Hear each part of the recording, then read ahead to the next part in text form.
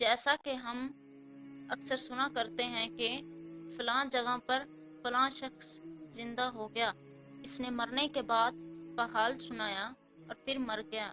इस किस्म का अजाब कब्र से मुतल्लिक एक वाक़या गिलगित में पेश आया, जिसके बारे में बताते हैं कि शख्स कब्रिस्तान के पास से गुजर रहा था कि इसने किसी कब्र से ये आवाज़ सुनी कि मुझे निकालो, मैं जिंदा हूँ।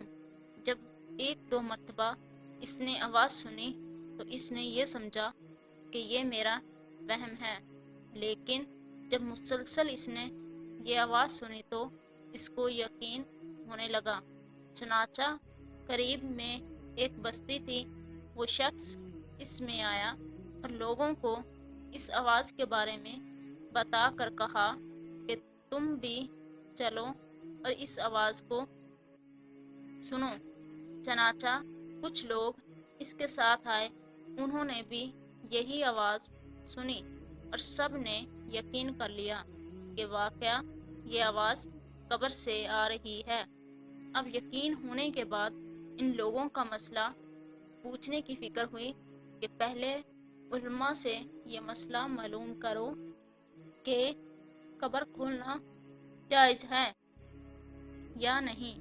चनाचा वो लोग मोहल्ले की मस्जिद के इमाम साहब के पास गए और इनसे कहा कि इस तरह कब्र से आवाज़ आ रही है और मैयत ये कह रही है कि मुझे कब्र से निकालो, मैं जिंदा हूँ। इस पर इमाम साहब ने फरमाया, अगर तुम्हें इसके जिंदा होने का यकीन हो गया है तो कब्र को खोलो और इसको बाहर निकाल लो। चनाचा ये लोग हिम्मत करके कब्रिस्तान गए और जाकर कब्र खोली। अब जो नहीं तख्ता हटाया तो देखा अंदर एक औरत बरहना हालत में बैठी हुई है और इसका कफन गल चुका है।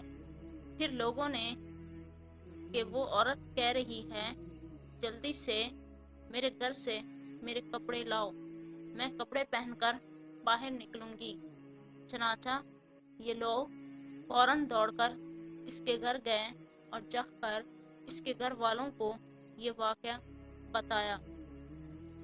इसके कपड़े चादर वगैरह लेकर आए और लाकर अंदर फेंक दिए।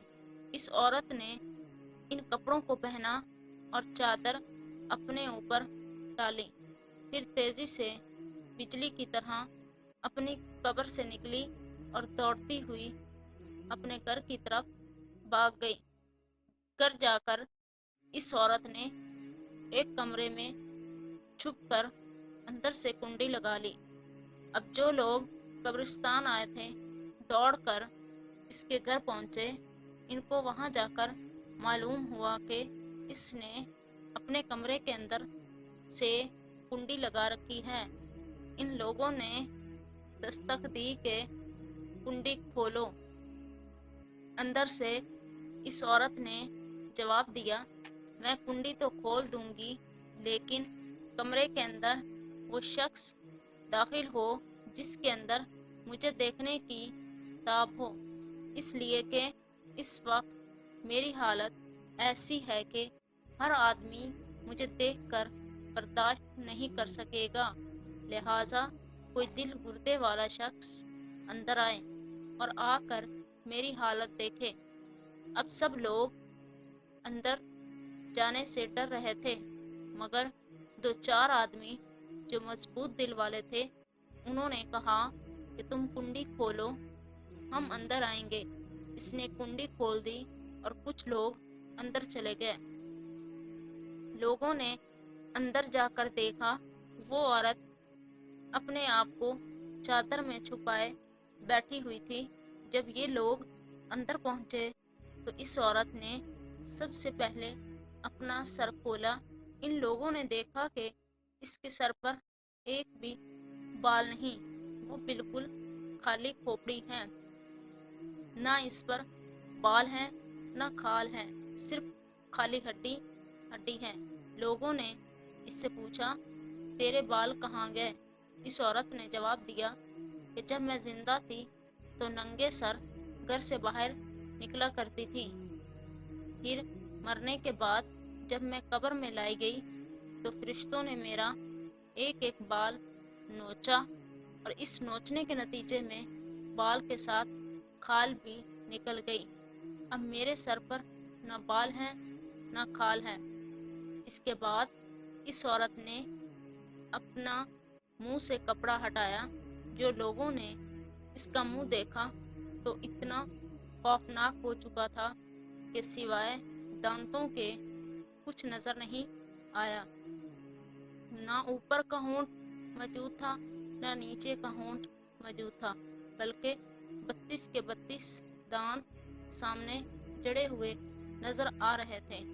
سوچئے اگر کسی انسان کے صرف دانت ہی دانت نظر آئیں تو کتنا ڈر اور خوف معلوم ہوتا ہے۔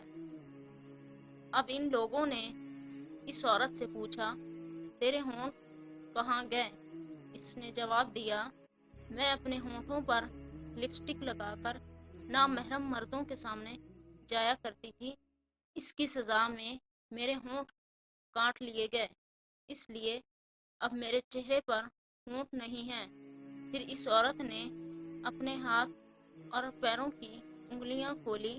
لوگوں نے دیکھا کہ اس کے ہاتھ اور پیروں کی انگلیوں میں ایک بھی ناخن نہیں تھا، تمام انگلیوں کے ناخن غائب تھے۔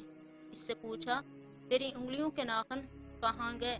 اس عورت نے جواب دیا، ناخن پالش لگانے کی وجہ سے میرا ایک ایک ناخن کھینچ لیا گیا، کیونکہ میں یہ سارے کام کر کے گھر سے باہر نکلا کرتی تھی، اس لیے جیسے ہی میں مرنے کے بعد قبر میں پہنچی تو میرے ساتھ یہ معاملہ کیا گیا اور مجھے یہ سزا ملی کہ میرے سر کے بال بھی نوچ دیے گئے، میرے ہونٹ بھی کاٹ دیے گئے اور میرے ناخن بھی کھینچ لیے گئے۔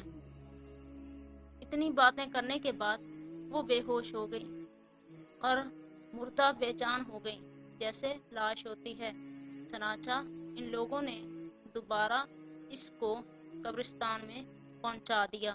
محترم خواتین، حضرات، اللہ تعالیٰ کو یہ عبرت دکھانی مقصود تھی کہ دیکھو اس عورت کا کیا انجام ہوا اور اس کو کتنا ہولناک عذاب دیا گیا۔